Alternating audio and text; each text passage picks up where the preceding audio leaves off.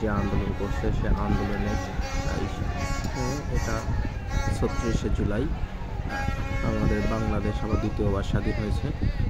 বাংলাদেশের খুলনা বিভাগের প্রাণকেন্দ্র বলা যায় শিববাড়ি। এই যে শিববাড়ি চত্বরে দেখেন হাজার হাজার লক্ষ লক্ষ লোকের সমাবেশ বিজয় উপলব্ধি করার জন্য বা বিজয়কে স্মরণ করে রাখতে বা এই ফ্যাসিলিটি সরকারের কাছ থেকে বাংলাদেশ 2.0 অর্থাৎ বাংলাদেশ দ্বিতীয়বার স্বাধীন হয়েছে। অর্থাৎ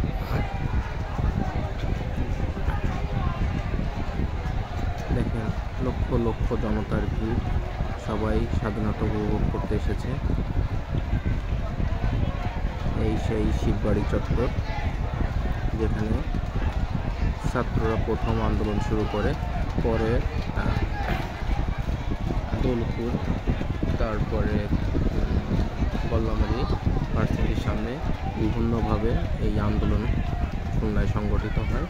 এই আন্দোলনে খুলনা বিশ্ববিদ্যালয় সামনে কয়েকজন ছাত্র জনতা নিহত হয়। আবার আমাদের খুলনার 7 রাস্তা মোড় প্রাঙ্গণেও অনেকেই নিহত হয় পুলিশের গুলিতে। তো সেই সংগ্রামের ফলে এই যে স্বাধীনতা দেখেন, আমাদের মা বোনেরা, পিতা মাতা সকলেই, বৃদ্ধ বনিতা, আপামর জনসাধারণ এখানে উপস্থিত আছে এই স্বাধীনতাকে উপভোগ করার জন্য।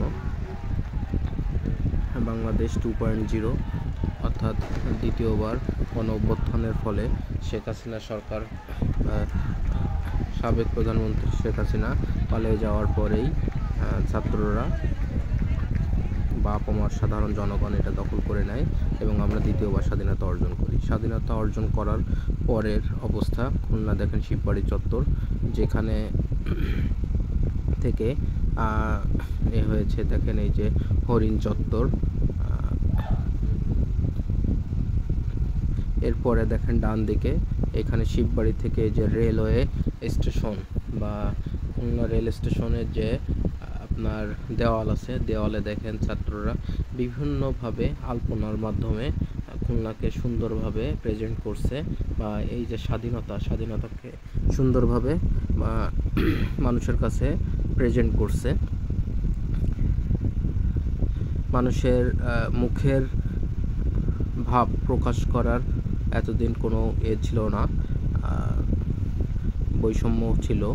বৈষম্যতা কাটে মানুষের বাক স্বাধীনতা ফিরে এসেছে। বাক স্বাধীনতার যে মানুষের মনের যে কথা বা ফ্রিভাবে সে ছাত্ররা অঙ্কন করছে, এই যে সুন্দর চারুকলা তাদের এবং সুন্দর আলপনার মাধ্যমে বিশ্ববাসীকে বা দেশবাসীকে জানান দিয়েছে এবং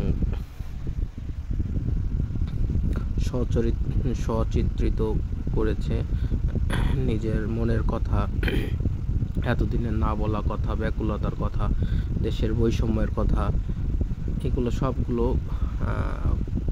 মনের কথা, এগুলো আলপনার মাধ্যমে দেয়ালে লিপিবদ্ধ করেছে। দেখলেই বুঝতে পারবেন। সারা শুধু এই দেয়াল নয়, আলপনা নয়, সারা খুলনা শহরের বিভিন্ন স্তরের ছাত্রছাত্রীরা বিভিন্নভাবে আলপনার মাধ্যমে দেশকে রিপ্রেজেন্ট করছে বা আমাদের খুলনাকে রিপ্রেজেন্ট করছে।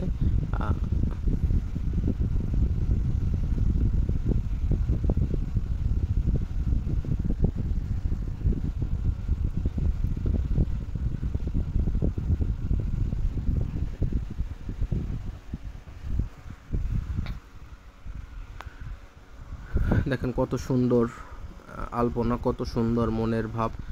তারা নিজেরা এত কষ্ট করে স্বাধীনতা অর্জন করার পরেও দেশকে সুন্দর করে সাজিয়েছে। এখানে বিভিন্ন রাজনৈতিক দলের বিভিন্ন লিপিবদ্ধ ছিল, সেইগুলো সব ডিলিট করে স্বাধীনতাকে নতুন মর্যাদায় আনার জন্য এই যে আলপনা এই যে দেয়াল লিখন তারা লিখেছে, তাদের মনের ভাব, মনের আকুতি, মনের বাসনা, এতদিনের এই যে 15 বছরের যে আকুতি, সেগুলো প্রকাশ করেছে। যারা শহীদ হয়েছে, আমাদের খুলনার এই যে মুগ্ধ, খুলনা ভার্সিটির প্রাক্তন স্টুডেন্ট মুগ্ধ, সে ঢাকাতে শহীদ হয়েছে।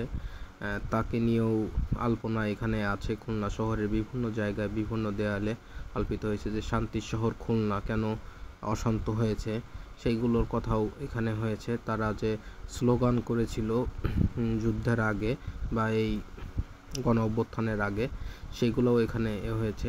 আসলে আমরা স্বাধীনতা পেয়েছি 6 আগস্ট, অর্থাৎ 5ই আগস্ট আমরা স্বাধীনতা পেয়েছি। অর্থাৎ এটা জুলাই থেকে আন্দোলন শুরু হয়েছে। এই আন্দোলনকে তারা নাম দিয়েছে, জুলাইকেই কনভার্ট করছে এবং 36শে জুলাই স্বাধীনতা অর্জন হয়েছে, এরকমভাবেই তারা করেছে। এই দেখেন, এটা হলো ইসলামিক আলপনা। দেখেন কত সুন্দর করে সমস্ত কিছু রিপ্রেজেন্ট করছে। দেখেন ইসলামিক আলপনা কত সুন্দরভাবে ইসলামিক যে আয়াত, এগুলো আলপনার মাধ্যমে ফুটিয়ে তুলেছে। এছাড়া সমস্ত দেওয়ালেও, খুলনা বিভাগের বা খুলনা শহরের সমস্ত দেয়ালেই এই ধরনের আলপনা, এই ধরনের মনের ভাব প্রকাশ করা লিপিবদ্ধ হয়েছে। আপনারা খুলনা শহরে আসলেই বুঝতে পারবেন বা দেখতে পারবেন এই ধরনের চিত্রিত।